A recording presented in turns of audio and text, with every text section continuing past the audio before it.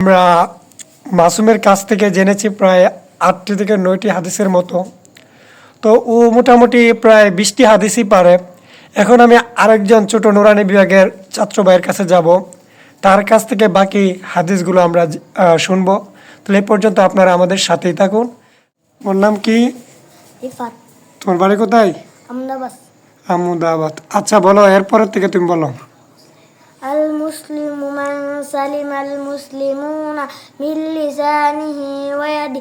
খাঁটি মুসলমান ওই ব্যক্তি যাহার হাত ও মুখ হইতে অপর মুসলমান নিরাপদ থাকে। হুব্বুদ দুনিয়া রাসু কুল্লি খতিআ। দুনিয়ার মহাব্বত সমস্ত গুনাহের মূল। ইন্নামাল আমালু বিল খাওয়াতির। শেষ আমলই নির্ভরযোগ্য। তুহফাতুল মুমিনিল মাউদ। ইমানদারদের জন্য মৃত্যু উপহার শুরুর।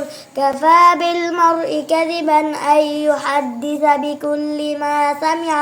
যাহা শুনে তাহাই বলতে থাকে, কোনো ব্যক্তির মিথ্যাবাদী হওয়ার জন্য ইহাই যথেষ্ট। লা ইয়াদখুলুল জান্নাতা জাসাদুন গুজিয়া বিল হারাম। হারাম বক্ষণকারী শরীফ বেহেশতে প্রবেশ করিবে না। বাল্লিগু আন্নি ওয়ালাউ আয়া। আমার পক্ষ হইতে একটি বাণী হইলেও পুষাইয়া দাও। মান সামাতা নাজা। যে চুপ থাকে সে নাজাত পায়। ইন্নামাল আমালু বিন্নিয়াত। সমস্ত কাজই নিয়তের উপর নির্ভর করে।